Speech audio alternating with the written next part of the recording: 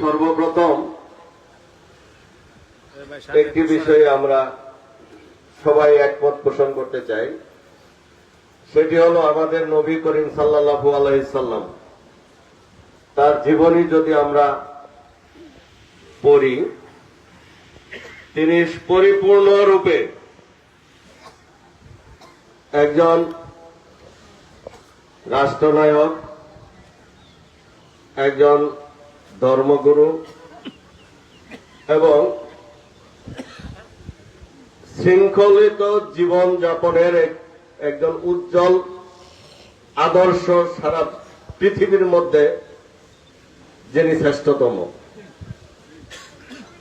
সেই নবীর উম্মত হিসাবে আমরা আমাদের রাষ্ট্র ব্যবস্থা, সমাজ ব্যবস্থা এবং আমাদের ধর্মীয় কার্যক্রম কিভাবে শৃঙ্খলিত রেখে আমাদের সামাজিক রাষ্ট্রীয় উন্নয়নের পাশাপাশি আমরা আখিরাতে জন্য কিছু অর্জন করতে পারি, সেই লক্ষ্য নিয়ে আমাদের দৈনন্দিন কার্যক্রম, রাষ্ট্রীয় কার্যক্রম, ব্যক্তিগত কার্যক্রম পরিচালনা করা অত্যন্ত জরুরি। আমাদের প্রিয় নেতা, বাংলাদেশের বর্তমান প্রধানমন্ত্রী, তিনি ঘোষণা দিয়েছিলেন যে আমরা কারো প্রতি রাগ, অনুরাগ, বিরাগ বা হিংসা বশবর্তী হয়ে কারো উপর কোনো প্রতিশোধ পরায়ণ হব না। আমরা আমাদের নবী করিম সাল্লাল্লাহু আলাইহি সাল্লামের নির্দেশিত পথে এই বাংলাদেশকে পরিচালিত করব। আমরা আমাদের সেই প্রিয় নেতার সেই উক্তিটিকে সামনে রেখে আমাদের ভালুকার আলেম সমাজকে আজকে একত্রিত করে আমরা এখানে বসেছি। প্রিয় সাথী ভাইয়েরা, আজকে আমার সৌভাগ্য যে নির্বাচনের আগে আমি বিভিন্নভাবে খন্ড খন্ড ভাবে আলেম ওলামা পরিষদ, ইমাম খতিব, মুয়াজ্জিন পরিষদ, কওমি মাদ্রাসার ছাত্র শিক্ষক সবাইকে নিয়ে আলাদা আলাদা মিটিং করেছি। নির্বাচনের পরে আপনাদের অনেকের সাথে আমার দেখা সাক্ষাৎ হয় নাই। আমারও ইচ্ছা ছিল যে আলেম ওলামা পরিষদ, আমাদের মসজিদের খতিব, ইমাম, মুয়াজ্জিন সাহেবগণ এবং মসজিদ কমিটির নেতৃবৃন্দ, যাদের সমর্থনে আমি বিগত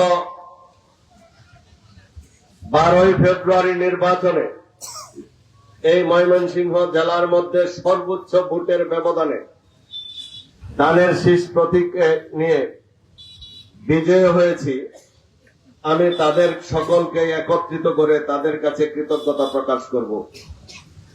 আমার মনে হয় আজকে সেই দিনটি আমার সামনে এসেছে।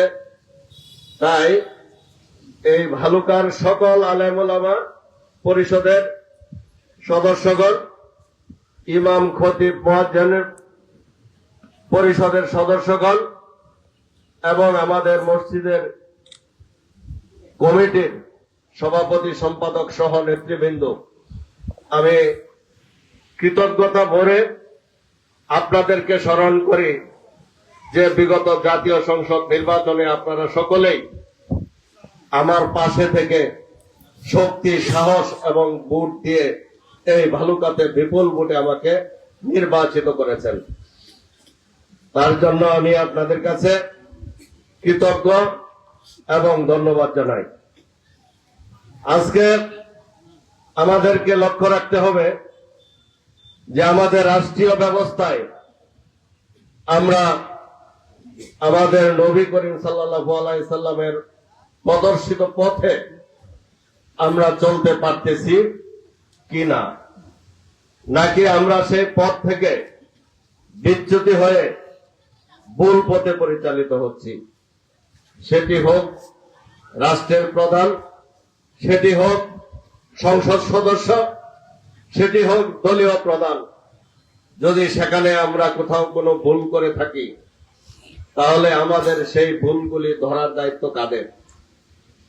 আজকে আপনারা যারা আমাদের সামনে বসা আছেন, তাদেরকে আমাদের সেই ভুলগুলি ধরিয়ে দিতে হবে, যাতে করে আমরা নবী করিম সাল্লাল্লাহু আলাইহি সাল্লামের প্রদর্শিত পথে রাষ্ট্র, সমাজ এবং এই ভালুকা উপজেলাকে পরিচালিত করতে পারি। তার জন্য সব সময় আমরা আপনাদের পরামর্শ এবং আপনাদের দিক নির্দেশনামূলক কথাবার্তা শুনতে আগ্রহী, এবং আপনারা সেগুলি আমাদেরকে বলবেন। প্রিয় সাথী ভাইয়েরা, আজকে বিশেষ করে আমি বলতে বাধ্য হয়েছি, একটি চক্রান্তের কারণে যখন দল থেকে আমাকে অব্যাহতি দেওয়া হয়েছিল, সেই সময়েও এই আলেম ওলামা পরিষদ আপনারা সর্বপ্রথম সিদ্ধান্ত নিয়েছিলেন যে ভালুকাতে যতগুলি ইসলামী মাহফিল, ধর্মসভা হবে, আমরা সেই সভাগুলিতে আপনাকে প্রধান অতিথি হিসাবে আপনাকে রেখে আমরা সভাগুলি করতে চাই। আমি সেদিন আপনাদের কাছে জিজ্ঞাসা করেছিলাম, আরো অনেক নেতৃবৃন্দ আছে, এতগুলি নেতৃবৃন্দ থাকা সত্ত্বেও আপনারা কেন আমাকেই প্রধান অতিথি হিসাবে রাখতে চান? সেই দিন আপনাদের কথা শুনে আমার বুক ভরে আদিত্য তার কাছে তুলে দিতে চান। আমি জানতাম না যে আপনাদের সেই পছন্দের তালিকায় আমার নাম শীর্ষ পর্যায়ে রয়েছে, কিন্তু পরবর্তী পর্যায়ে যখন দেখলাম যে পর্যায়ক্রমিক ভাবে ধর্মসভাগুলির লিফলেট ছাপানো হচ্ছে, কোন কোন জায়গা থেকে আমার সাথে যোগাযোগ করা হচ্ছে, আবার অনেকগুলি জায়গা থেকে আমার সাথে কথাও বলা হচ্ছে না, কিন্তু